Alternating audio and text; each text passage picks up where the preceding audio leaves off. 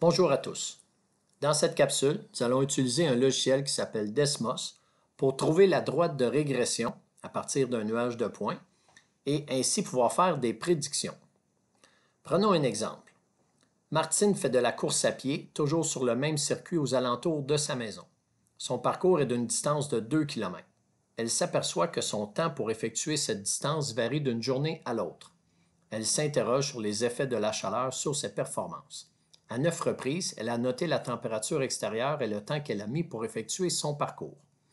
On a ici 9 courses de Martine, donc la température extérieure en degrés Celsius, et le temps qu'elle a pris pour effectuer son parcours.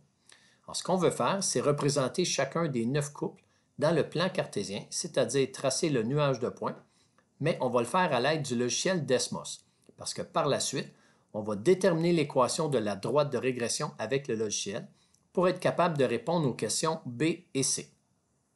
Alors, j'ai ouvert le logiciel Desmos et dans la première entrée-ligne, je vais entrer un tableau. Alors, j'insère un tableau. Si vous remarquez, on a les colonnes X1, Y1. Je vais donc aller placer les températures extérieures dans la colonne X1 et le temps pris pour effectuer son parcours dans la colonne Y1.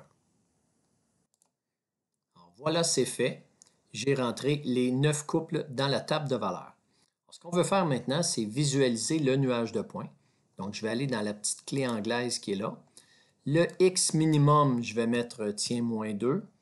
Le X maximum, tiens, je viens mettre ici 35. Pour le Y minimum, je vais mettre 500, qui est vraiment en dessous de la plus petite valeur de Y. Et pour le Y maximum, tiens, je vais mettre 700.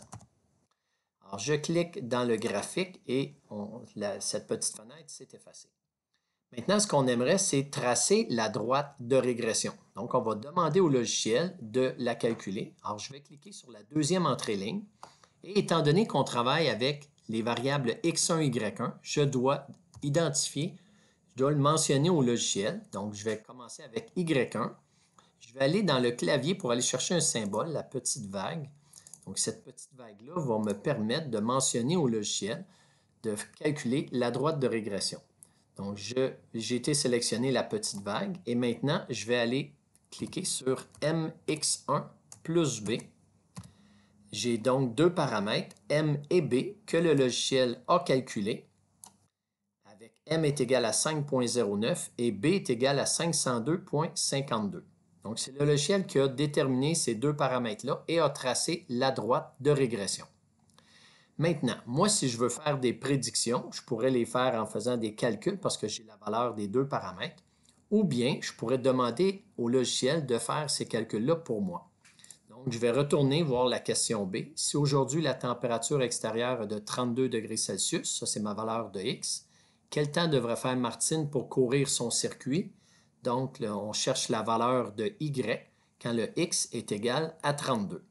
Alors, je retourne dans mon logiciel, je vais rentrer X est égal à 32 dans l'entrée-ligne et le logiciel va m'indiquer ici tout simplement une droite verticale et si je clique sur l'intersection des deux droites, je vais pouvoir lire la valeur en Y, donc l'ordonnée, alors 665,53, ce qui veut dire dans le contexte que pour une température extérieure de 32 degrés Celsius, elle devrait prendre 665,53 secondes.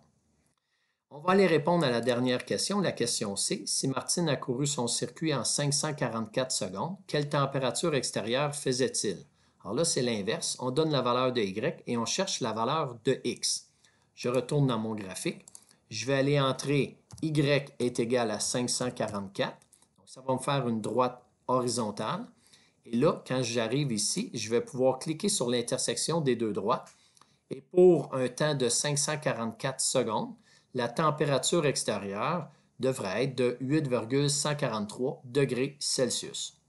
Alors voilà comment un logiciel comme Desmos peut nous aider à trouver l'équation de la droite de régression et effectuer des prédictions.